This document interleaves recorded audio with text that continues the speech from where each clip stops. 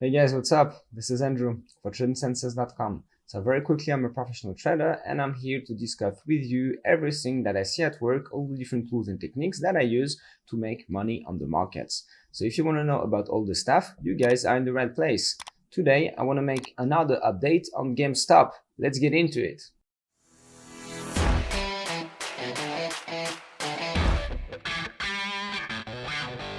Alright guys, so I'm very happy about the new counting I'm having. So I'm going to show you very quickly this again. And then we're going to do some longer term. Now that I have this new counting, I'm going to update you with my new view that is actually very close to the first one. It's the only thing that has changed is this corrective pattern that was actually, it's not finished yet. So, it's a bit early to say I found it, but I'm giving this to you guys before it actually happened. And I'm very confident it's going to happen soon. So in this video, I'm going to give you some levels. I'm going to give you some dates and we're going to see if yes or not, this new counting is correct. And once again, the one I had before, I've always told you that there was something that is not, fitting. I was missing the volumes. In here for now, it all makes sense actually that volumes go down. So let me just quickly remind you what is my new counting. In Elliott wave theory, we have what we call double and triple threes, which is a combination of corrective patterns that can be zigzag, flat, or triangles. And it is moving sideways. Here I have a sideways correction. All this mess is actually going sideways. So this is the definition of what we can call a complex correction. That is a combination of simpler correction, zigzag, flat, and triangles. Here I have my ABC, and here I have my triangle. Let me get rid in this analysis of the small ABCs that I have inside my triangle. All right, so you can see better. Let me put this one slightly bigger. All right, and this is my triangle, as you can see. So I have here my zigzag, here my triangle. And this is only the second wave of a larger degree wave counting. So let me show you guys here. I'm going to go to daily. There are many things I want to tell you guys. So let's just do them one by one. So now this is a 1. All right, this is a 2. And we're going to have the 3. Actually, guys, maybe the 3 is only going to 800. Okay, maybe it's more like this. It's like this. All right, 1, 2, 3, 4, and 5. So maybe we're gonna have something like this, but something here is not fitting, guys. I'm doing this right now and I can see, you need to have, for your Elliott wave counting to be, correct and precise and trustful, you need to have something that is visually looking good. And this is not looking good, guys. You can see that my 1, 2 is way too bigger compared to my 3, 4, 5. So maybe the third wave is going to go to 800. Guys, this is very bullish what I'm giving you right now. I don't know. Maybe we're having something like this. It would actually make more sense, but whatever. I'm not sure what is going to happen with the 3, 4, and 5, where would be this level. I don't know if the 3 is going to 800 or if the 5 is going to 800, but definitely one of them would go to 800. I'm very convinced of that. But here, what I wanted to tell you, is that, so if we need to analyze what is happening right now, so we have a double 3, but we can have a triple 3. So why not? All right. And the answer for me is actually here. You can see when I connect the high that is here with the high that is here, this is giving me a trend line that once is broken on the upside is probably going to generate some bullish momentum. So it's probably going to be the third wave. So I don't know how we can actually do one more correction here without breaking it. So maybe we would break it. Maybe, the kind of bearish case for me would be that we break it and then we do some kind of a flat correction. All right. This is possible as well, that we break it, we somehow retest it, and maybe we do a flat correction like this. So this would be still a sideways move, but then this correction would be very, very long, which is possible, but it doesn't look to me like this is where we are going. Another thing I wanted to show you, so let's forget for now about this bearish scenario. So you can see even my bearish scenario, guys, is quite, bullish, because I have a lot of bullish signals in this stock. Here, guys, something very interesting, is actually telling me that something is up, is that look at the cycles of the MACD.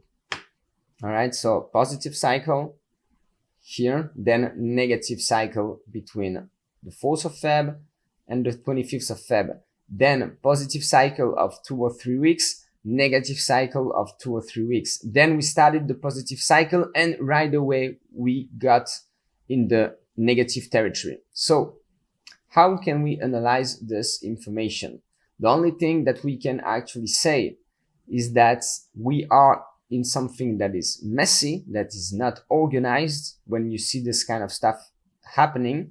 So when you are in a messy situation, this is only giving you one information, but that is very precious, is that probably this is just a complex correction. When you're having this kind of not clean signals, when something is not making sense, for example, volumes not coming, MACD turning negative, when we are supposed to be in a bullish development, this kind of information is just telling you that we probably are in a complex correction. This is the indicator you need to follow and keep in mind. So this is the reason why I'm very convinced that my new counting that is here, so I repeat, is just a zigzag and a triangle, a combination of a zigzag and a triangle, is actually what is happening. And if this is a correction, you need to, always ask yourself, what are we correcting? Here, we are correcting this first wave. So this is a second wave corrective. And after the correction, what is going to happen? We're going to have a bullish wave. It's, it's just always like this. So if this move was clean, then I know we are bearish. If the bearish moves are clean and giving me perfect signals, then I know that the trend is bearish and probably bullish moves are going to be corrective and messy. Here, my first wave is very clean. Let me show you guys this again. My first wave here, let's go on the 4 hours so we see it a bit better, is a beautiful 1, 2, 3, 4, 5. You see? 1, 2, 3, 4, 5. This is the perfect counting.